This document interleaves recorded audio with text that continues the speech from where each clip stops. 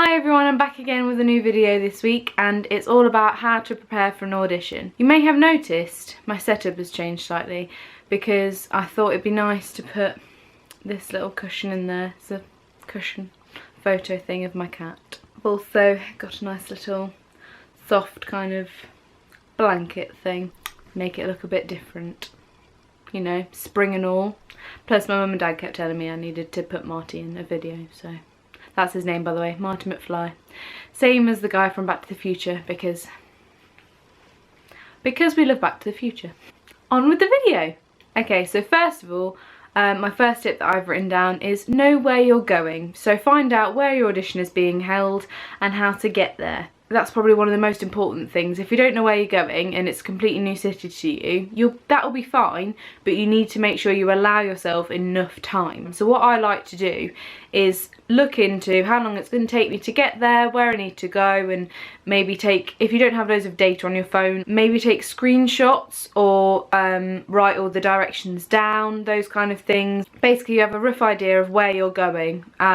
Maybe even, you know, the little man. Get the little man, that little yellow man, and put him on the street and follow your directions. So then you even have an idea and you look around and you know where you're going because it's familiar to you because you've seen it on Google Maps. On Google Maps and those kind of things, say if it says 40 minutes that it's going to take you to travel there, give yourself even an hour and 40 minutes because it's better to be early. If you're early, it only shows that you're prepared. It doesn't make you look really eager or too keen. It's not a bad thing if you're there half an hour early. I showed up to an audition like about a month or so ago and I was about an hour early, I think. It chills you out. It makes you feel less stressed. I've had a few auditions where I wasn't prepared. We didn't really allow for that much time when we did it. So when I got there on time and everything, but everyone had already been filled out these forms, been transferred from one room into the next. So they were already there and kind of hearing a speech all about what your audition's going to be like.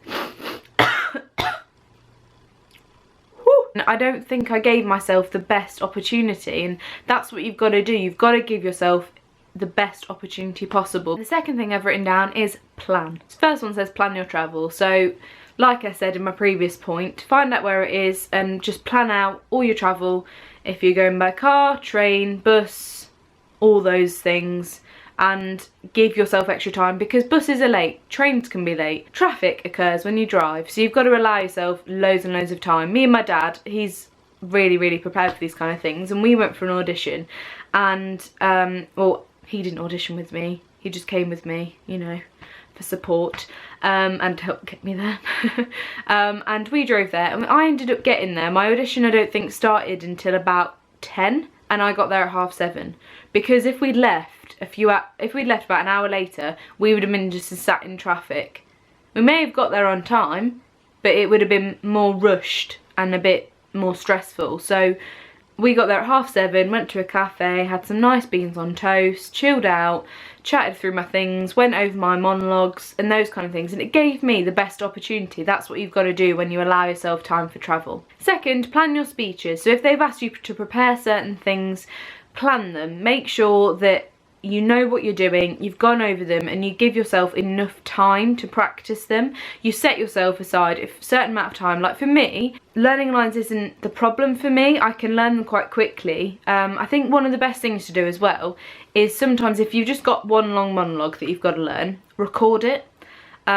Record it on your phone, record it on any other kind of device that you want, that you have with you, and listen to it before you go. I think that's really handy because it gets you in the zone and you don't have to sit there. Like a lot of people sometimes say their monologues out loud and then before they go in, and that distracts you. So I think it's really good to record them because then you just put your headphones in, everyone will kind of like ignore you and just kind of leave you to it.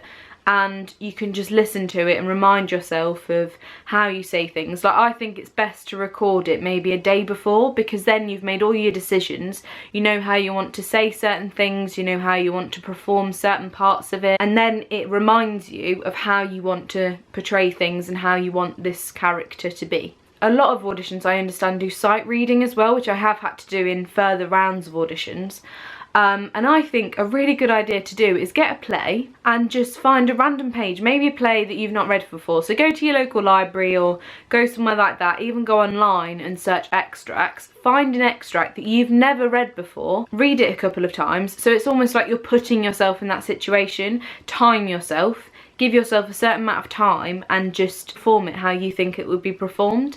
I think that's a really good idea. If you just practice things that you've not read before, get something that you don't know about the characters, you don't know what their journey is, you don't know what's going on this particular scene, because that's what will happen in audition. More than likely it will be something that you've never read before. And also under this plan thing, plan what to wear. You know what's going to happen in audition, and if you're not too sure, you think, oh, I think there's a workshop, but I'm not too sure if there's going to be or not, I don't know how physical it'll be. Call them up. I'm auditioning on this date, such and such, and I would just like to know if there's a workshop and what the workshop entails, just so I know how to prepare for it and what the best kind of things to wear are. I know this is a lot of information I'm firing at you, but it's just loads of random things that I've kind of learned and tips and stuff that I think would be really handy, so I thought I'd try and help you guys out. So my next tip is called question time. In an audition, they could ask you loads of different questions. They could ask you questions about yourself, about your pieces. They could just ask you genuine random questions. What I think is a really good idea to do is Google some. So there'll be loads of like typical ones, like who's your favourite actor? And why did you choose this piece? And like really typical ones. But there will be some other ones that are quite individual as well. And like one of them that I've been asked before is, what is the, what's it called? What's your cue line for your monologue? Now obviously when you practice a monologue, you don't look at the line before it most of the time, or the line after it. Make sure you know those lines. So Google things, find questions and think about what your answers would be, because at this point, when you're preparing for them, you've got loads of time. You've got all your time. When you're actually sitting there in an interview, you probably have a certain amount of seconds to think about your answer. But this way there'll be some questions that might crop up that you think, I already know what I'm going to say to this. My answer is fabulous. 4, be ready to be redirected. Now this can, I'm sure it can apply to sight reading and monologues, but a lot of the time people will be like, right, I liked how you did it, but I think you should do it like this. You've got to be prepared for people to say things like that to you. You've got to be prepared for them to be like, I didn't like it. You've got to ignore that and just wait for that redirection. So if they say that to you, just ignore it. Don't be in your mind like, oh my god, they didn't like it, I've worked so hard on this, I've worked so hard on this. Yeah. Don't do that. Don't worry. If someone doesn't like your adaptation, if they ask you to do it a different way and you take it on and you do that well, that's what matters. They want to know that you can take direction. That's all it is. They're not trying to scare the crap out of you, which it seems like they do sometimes, but they're not. They're trying to get the best out of you, because at the end of the day, they want to see great actors. They want to see great people. They want to watch someone and be like, you know what, they've got it and we want them. That's what they want. They don't want to see loads of people they think are pants. They want to see people they love and can cast. At the end of the day, that's what they're there for. And 5, get a good night's sleep. Try your hardest to get a good night's sleep. I know it's hard because the night before you are pooing your pants just a little bit and you're a bit scared and you're thinking, oh my god, so many things to remember. I have that. I always have a notepad and a pen next to my bed, and there's so many things that I end up writing down. I'm like, remember this, remember this, remember this. So I tend to leave post-it notes dotted around my room, like saying, remember to take your Oyster card, you're going to London.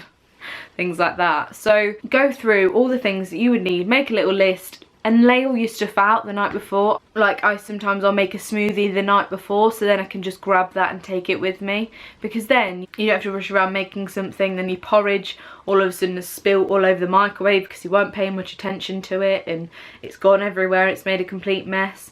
Just make something you can grab and go, or buy something the day before. One thing I would say actually for breakfast ideas, stay away from dairy, because it kind of, this is going to sound a bit gross, but it makes your saliva like really thick. I know it sounds gross, stay away from dairy products if you can, maybe the night before and the morning. And also maybe take a few snacks with you. So have maybe a breakfast bar with you, or just something that you can take on the go that you like that's probably dairy free.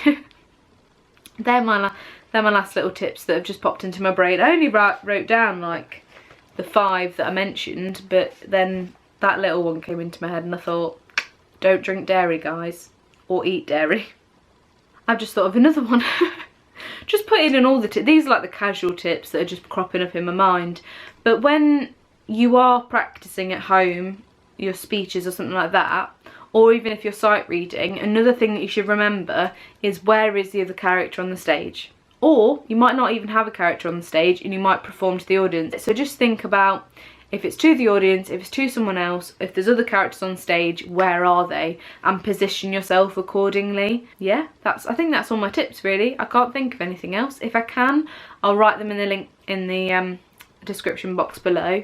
And I will write down a few questions that I've previously been asked, just so then if you are prepared for an audition, you can have a look down there and go through them and answer them, get a friend to ask you them, those kind of things. So I hope I've helped. And if you are preparing for an audition, good luck. I hope you do really, really well, and I hope these tips helped you. And I shall see you next week for another video. If you've got any other video requests, please leave them down below. So I hope you enjoy the video, and I shall see you all next week. Bye! Everybody drop into the duck face. That's more duck-like than this.